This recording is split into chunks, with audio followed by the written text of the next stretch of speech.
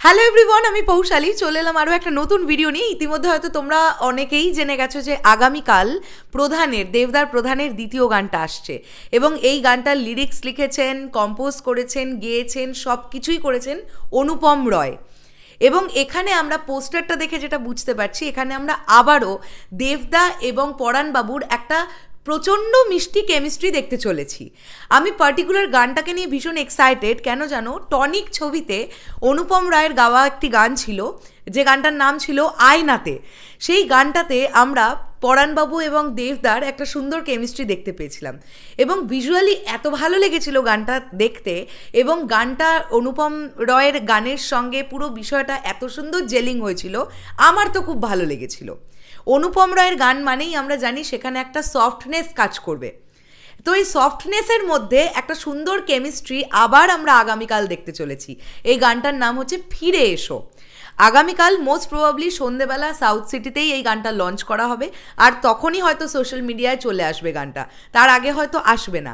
আর আগামীকালের প্রোগ্রামটা কিন্তু ওপেন টু অল, কাজেই তোমরা সকলে যেতে পারো। মানে যারা দেবদার ফ্যানেরা আছো, যারা সৌমিত্রিষার ফ্যানেরা আছো, যারা ইভেন্ট দেখতে চাও, সাউথ সিটিতে চলে যেতে পারো। কালকে কিন্তু সকলে তোমরা সামনে থেকে দেবদাকে বা ওই পুরো টিমটাকে দেখতে পাবে। কিন্তু দুর্ভাগ্যবশত আগামীকাল আমরা পৌঁছতে পারছি না, কেননা আমাদের একজন ফ্যামিলি মেম্বারের বিয়ে কালকে। তো বুঝতেই পারছো, ফ্যামিলি ইস্যু, ফ্যামিলি ছেড়ে দিয়ে ইভেন্ট করতে যেতে পারবো না, একটা কর্তব্য বলে তো কিছু ব্যাপার থাকে। তো তাই জন্যে আগামীকাল আমরা যেতে পারছি না কলকাতায়। নিশ্চয়ই ক্রিয়েটাররা যাবে, ডেফিনেটলি। আমি তো মহারাজ তো নিশ্চয়ই যাবে, তোমরা ওর কাছ থেকে ভিডিও পাবে, অবশ্যই দেখো তোমরা। এবং আমি পার্টিকুলার এই গানটার রিয়াকশন না করে বিয়েবাড়িতে বেরোবো না, এটা গ্যারেন্টি। তাতে যদি একটু দেরি হয়, আমি তাতে একটু দেরি করেই যাব। বাট আমি গানটা আসবে মোস্ট প্রবাবলি 6টা সাড়ে 6টার মধ্যে চলে আসবে, তো গানটা আমি রিয়াকশন করে বেরোবো। এই গানটা মনে হচ্ছে খুব ভালো হবে, খুবই ভালো হবে। অনুপম রয় অন্য কারোর ডিরেকশনে বা অন্য কেউ মিউজিক ডিরেকশন দিয়ে দিলে অনুপম রয় যতটা না ভালো গান, নিজের কম্পোজ করা, নিজের লিরিক্স যখন নিজে গান, পুরো বিষয়টা যখন নিজে করেন, তখন ব্যাপারটা না আরও অনেক বেশি গোছানো হয়। আর আমি বরাবরই অনুপম রয়ের ফ্যান, কারণ ওনার গলার ওই স্নিগ্ধতাটা আমাকে খুব মানে কি বলবো, আমাকে খুব অ্যাট্রাক্ট করতে পারে, ঠিক আছে।